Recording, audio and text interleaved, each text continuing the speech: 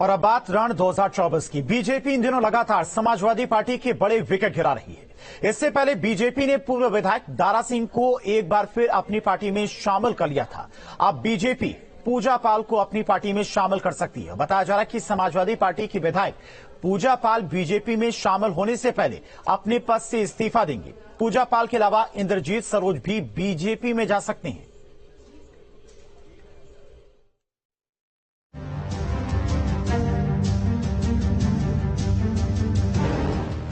2024 के रण में 2019 से भी बड़ी जीत हासिल करने के मंसूबे लेकर चल रही बीजेपी लगातार पार्टी में नए चेहरे को जोड़ने में जुटी है। इसके लिए वो विपक्षी दलों में सेंधमारी करने में भी जुटी है।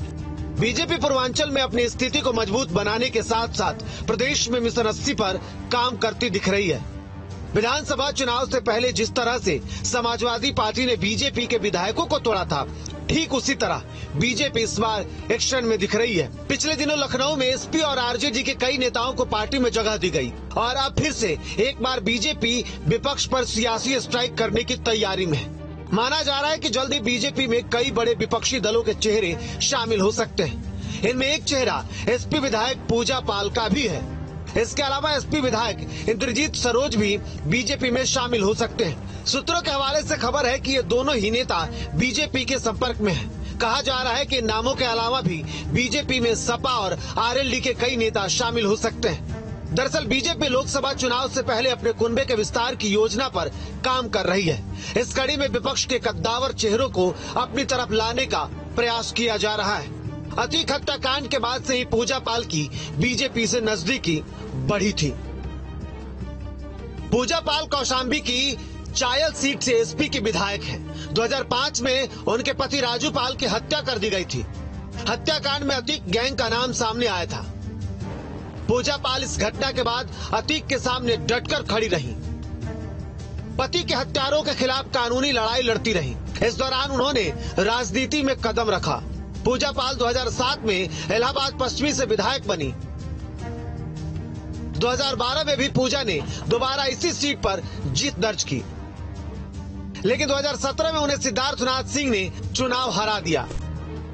पूजा पाल के साथ ही मंझनपुर विधानसभा सीट पर समाजवादी पार्टी के विधायक इंद्रजीत सरोज भी बीजेपी का दामन थाम सकते हैं। अगर ऐसा हुआ तो ये समाजवादी पार्टी के लिए बड़ा झटका होगा, क्योंकि इंद्रजीत सरोज का प्रयागराज इलाके में खासा प्रभाव है। इंद्रजीत सरोज 4 बार विधायक रह चुके हैं। इंद्रजीत सरोज सबसे पहले 1996 में पहली बार विधायक बने। इसके बाद 2002, 2007 और 2012 में भी विधायक बने। अखिलेश यादव ने इंद्रजीत सरोज को राष्ट्रीय महासचिव बनाते हुए 2019 में लोकसभा चुनाव लड़ाया, लेकिन वे हार गए। 2022 के विधानसभा चुनाव में इंद्रजीत सरोज ने मंझनपुर सीट से चुनाव जीता।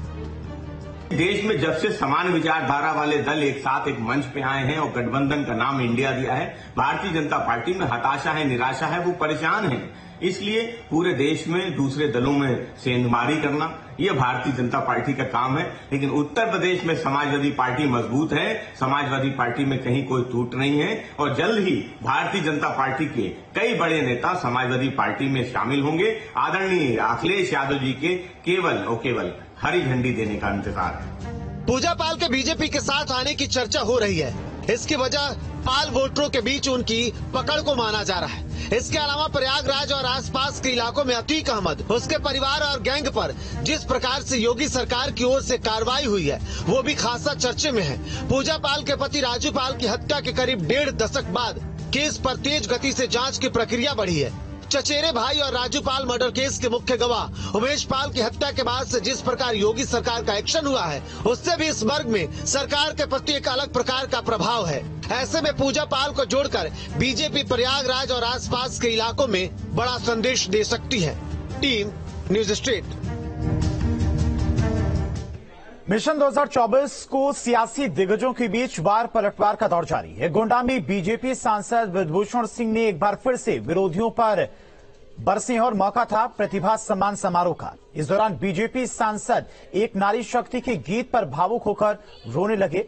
वहीं जब मंच साझा किया तो अपनी उम्र के बारे में चर्चा करते हुए पहलवानों पर निशाना साधते हुए दिखाई पड़े। देखिए रिपोर्ट।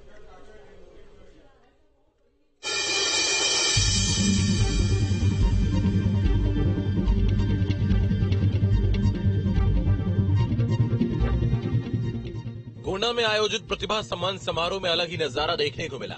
यहाँ बीजेपी सांसद और भारतीय कुश्ती संघ के पूर्व अध्यक्ष ब्रजभूषण शरण सिंह भावुक नजर आए।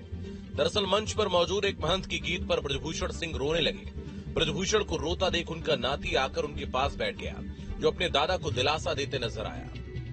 उधर कार्यक्रम के दौरान ब्रजभूषण सिंह का एक बार फिर से आक्रामक अंदाज नजर आया। ब्रजभूषण ने गिन गिनकर विरोधियों पर निशाना साधा। कांग्रेस से लेकर एसपी, टीएमसी सहित कई विपक्षी पार्टियां उनके निशाने पर रहीं। विपक्षी पार्टियों की एकजुटता पर तंज कसते हुए ब्रजभूषण सिंह ने कहा कि गठबंधन का मुख्य नेता कौन है, ये किसी को नहीं पता। ये जो गठबंधन का नाम हम सुन रहे हैं, अरे हम भी जानते हैं यार, इंडिया मुजाहिदीन को भी जानते हैं, इंडिया को भी जानते हैं। तो ऐसे गठबंधन पहले भी हो चुके हैं। फर्क इतना है कि पहले कांग्रेस के खिलाफ होता है, आज बीजेपी के खिलाफ। लेकिन ऐसे गठबंधन जब भी बने हैं, 77 में क्या हुआ, 2 साल तक सरकार चली, 2 प्रधानमंत्री बने। अब ये जो इंडिया का गठबंधन हुआ है, इसमें 26 दल हैं। तो मान लीजिए इसमें 4 प्रधानमंत्री बन सकते हैं, 2 साल के अंदर 4 बन सकते हैं।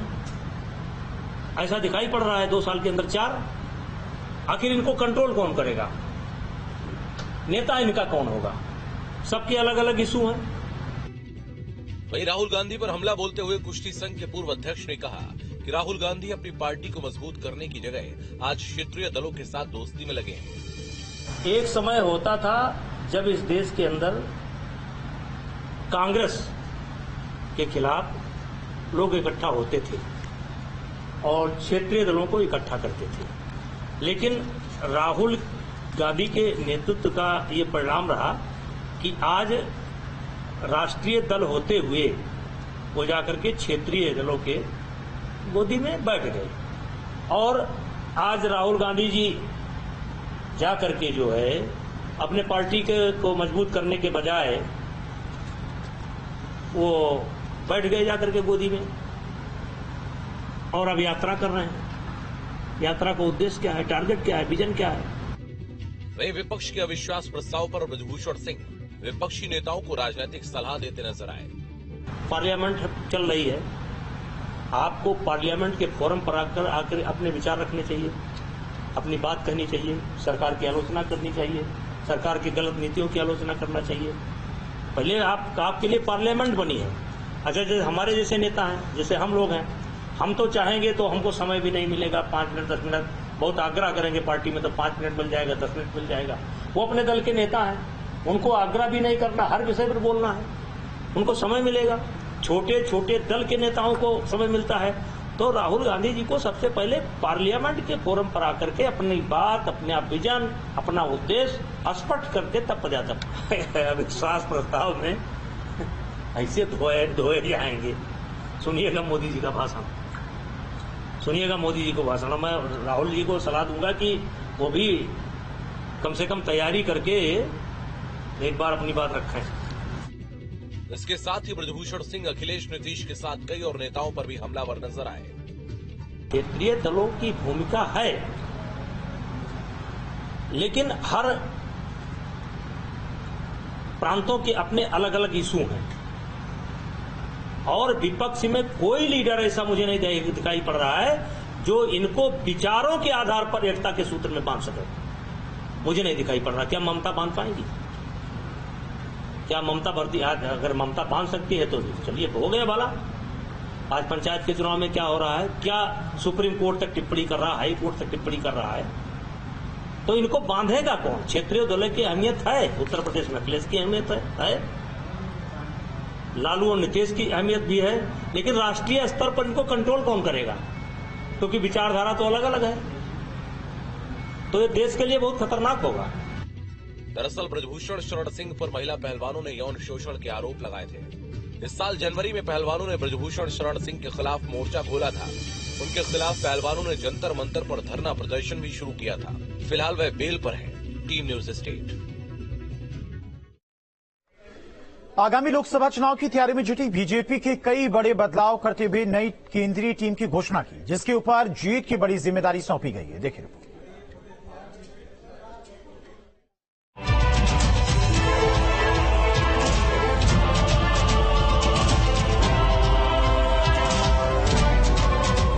पांच राज्यों में इसी साल होने वाले विधानसभा चुनाव और 2024 के लोकसभा चुनाव से पहले बीजेपी अध्यक्ष जेपी नड्डा ने अपनी नई टीम का ऐलान कर दिया है। बीजेपी की केंद्रीय पदाधिकारियों की नई टीम में कुल 38 नाम शामिल किए गए हैं। इनमें नए और पुराने चेहरों के साथ बीजेपी ने बेहतर समन्वय बनाया है।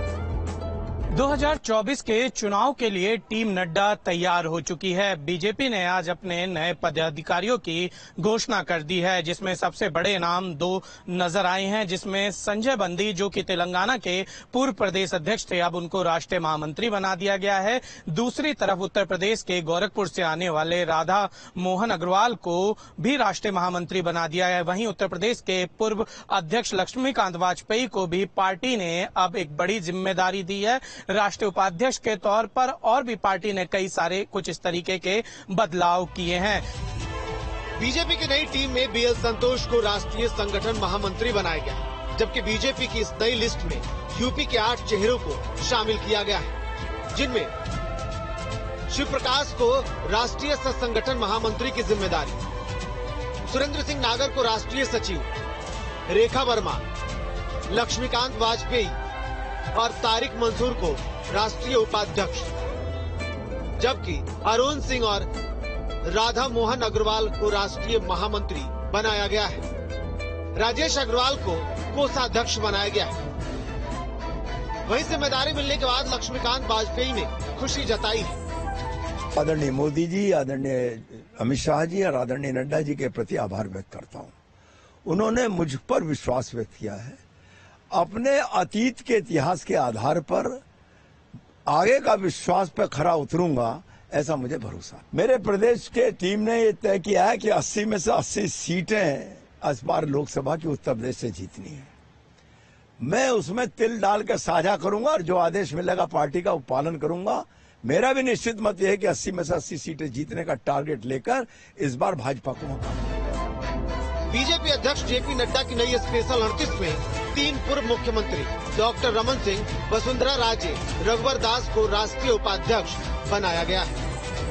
कुल मिलाकर ये कहा जा सकता है कि 2024 के चुनाव के लिए अब बीजेपी ने अपनी कमर पूरी तरीके से कस ली है और पदाधिकारियों की लिस्ट के बाद ये तय हो चुका है कि अब पार्टी पूरी तरीके से चुनावी मोड में जा चुकी है। ऐसे में कई राज्यों के अब प्रदेश प्रभारी भी बदले जाएंगे, जो कि चुनाव को देखते हुए अहम जिम्मेदारियां अहम लोगों को दी जाएंगी। खैर, देखने वाली बात यह होगी कि टीम नड्डा 2024 में किस तरीके के नतीजे देती है, लेकिन एक बात तय है कि इस पूरी लिस्ट में क्षेत्रीय, जातीय तमाम समीकरणों को ध्यान में रखा गया है। वीडियो जर्नलिस्ट सुमित कुमार के साथ निशांत राय, न्यूज स्टेट, दिल्ली। वहीं नई टीम के गठन पर बीजेपी अध्यक्ष जेपी नड्डा ने कहा कि नई टीम की नई ऊर्जा के साथ में काम करेगी। हम जहां जीत हासिल करेंगे उसके लिए हमको टीम को भी